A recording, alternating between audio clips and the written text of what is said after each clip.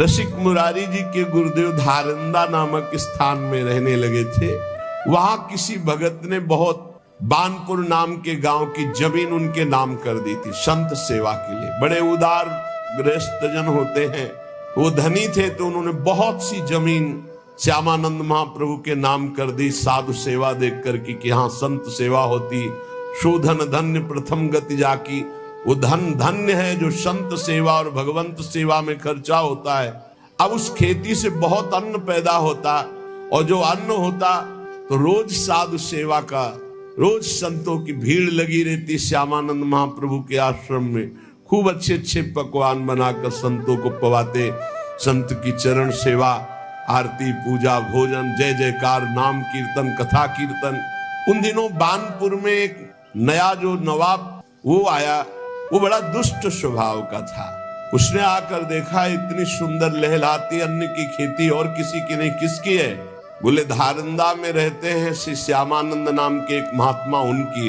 क्योंकि जहां संत पाते हैं वहां तो अलौकिकता होती ही है, बड़ी अलौकिकता, संत सेवा में बड़ी अलौकिकता। बस ये विश्वास हो जाए, विश्वास नहीं होगा। श्री धन्ना जी खेती बोने जा रहे थे, अभी खेत के समीप पहुंचे कि पार्श में ही एक मार्ग कच्चा था। देखा 50 संत एक साथ मंडली बनाकर कीर्तन करते हुए जा रहे। पहले संत मंडली चला करती थी। दौड़ के गए, प्रणाम किया और कहा महाराज हमारे अहोभाग्य, गांव तो यहाँ से दूर है, पर यदि आप कुछ क्षण रुके तो बाजार यहाँ से नजदीक है, मैं कुछ लाऊं और आप पाओ। नवीन अवस्था, संतों के प्रति ऐसा अनुराग, ये दैन्यता देखकर संत जन बैठ गए और काम कीर्तन करते, जाओ तुम ले आओ। तो जो बीज गेहूं के बोने के लिए ले गए थे, वो बीज बाजार में बेच करके और वहां से मीठा लाए, संतों को जलपान कराया, मीठा पवाया।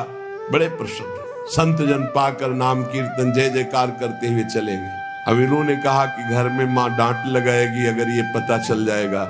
ऐसे ही खेत जोता, ऊपर से पहटा लगा दिया, मानो खेत बो गया। बस घर गए, खेत बो गया है, बहुत बढ़िया जगह बीज बो गया। अब खेत में तो एक दाना नहीं डाला था, इसलिए देखने ही नहीं गए। 20-25 दिन बाद पड़ोस का किसान आया, उसने कहा कौन सा आप उर्वरक लगाए थे आप अपने खेत में? ऐसा एकदम काला खेत पड़ा हुआ है, हरा एकदम। तो उनका काहे को विनोद करते हो, हमारे खेत में तो। उन्होंने कहा तुम्हें विश्वास नहीं, तुम चल के देख लो। तो इतना कह के वो पूरी बात नहीं बता पाए कि कर तुम अकर तुम अन्यथा कर तुम श्री भगवान है। हमने बीज को संतों के उदर में डाल दिया, तो कहीं ऐसा आश्चर्यजनक खेल तो भगवान ने नहीं कर दिया। गए तो देखा खेती बहुत अच्छी तरह से जगी हुई, एकदम हरी। हे भगवान, बिना बीज के खेत। अब वो दुष्ट जब देखा कि इतनी सुंदर खेती हुई, इतनी ज्यादा मात्रा में, और किसी बाबा जी के पास, संत के पास, तो दुष्ट का हृदय ही ऐसा होता है कि संत से अपने आप द्रोह करता है। जो पापी जन होते हैं, जो दुष्ट हृदय के होते हैं, उनको संतों से जलन होती है, देखकर उनको जलन होती है। वो दुष्ट तो था ही, आया आश्रम और बड़ा दुर्वचन बोला। नवाब था और आदेश कर लिया कि इनकी सारी संपत्ति अपहरण कर ली जाए, राज कब्जे में ले ली जाए। आदेश की जरूरत थी, खेती कब्जे में कर ली गई। आश्रम में जो कीमती सामान था वो सब कब्जे में कर लिया गया। संतों को अपमानित किया। नवाब था।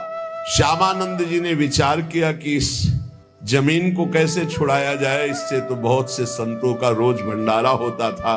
तो गुरु जी को अपने शिष्य की महिमा याद आई। ये बहुत बड़ी बात है, शिष्य को गुरु जी याद आवे।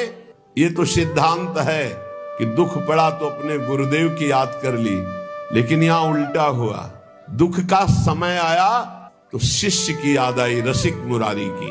और एक तत्काल पत्र लिखा कि यहाँ के वर्तमान के नवाब ने जबरदस्ती सब सामग्री छीन ली संत सेवा की और जमीन जब्त कर ली है। तुम जैसी परिस्थिति में हो वैसे चले आओ। रसिक मुरारी के पास जो शिष्य गए, उन्होंने कहा, एक गुरुदेव ने पत्र, तो प्रसाद पा रहे थे, क्या पत्र में लिखा है? गुरुदेव ने कहा है कि बादशाह ने जमीन जब्त कर ली, तुम जैसे हो वैसे चले आओ। वैसे खड़े हुए और वैसे ही चल दिए, ना हाथ धोया ना आचमन न मुंह। गुरु जी की आज्ञा है, जैसे हो वैसे ही चले आओ। ये बहुत बड़ी बात है, गुरु आज्ञा पर स्थित होना। पूज्य श्री ललिताचरण गोस्वामी जी महाराज हमारे राधा वल्लभी आचार्य वंश बहुत बड़े महामहिम रस में डूबे हुए महापुरुष थे।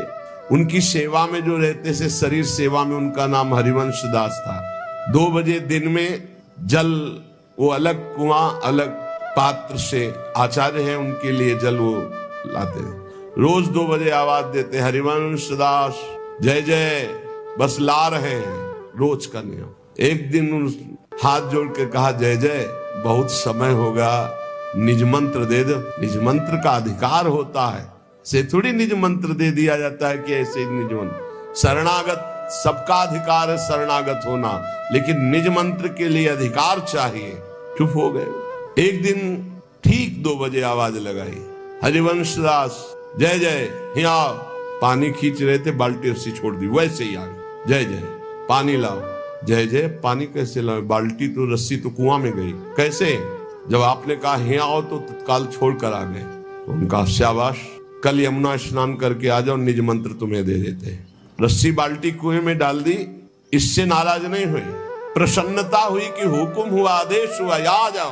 तो ये नहीं कि जय जय थोड़ा रुको, पानी खींच ले फिर आओ, वैसे छोड़ दिया। गुरु आज्ञा, बहुत इसमें सूक्ष्मता है। श्यामानंद गुरुदेव ने आदेश किया, रसिक मुरारी से कह दो जैसे हैं वैसे चले आवे। तो एक भाई रुको, 1 मिनट का काम, आचमन करके हाथ धो के फिर चलते हैं, वैसे ही जूठे मुंह बिना आचमन के वैसे ही चल दिए। रसिक मुरारी जो पीछे से साष्टांग किया, ऐसा नहीं किया जाता। गुरुजनों के सामने दाहिने होकर के, उनको दाहिने करके साष्टांग दंडवत किया जाता है। जैसे गुरु जी यहाँ विराजमान है तो ऐसे दंडवत किया जाता है, चरण उस साइड में और गुरु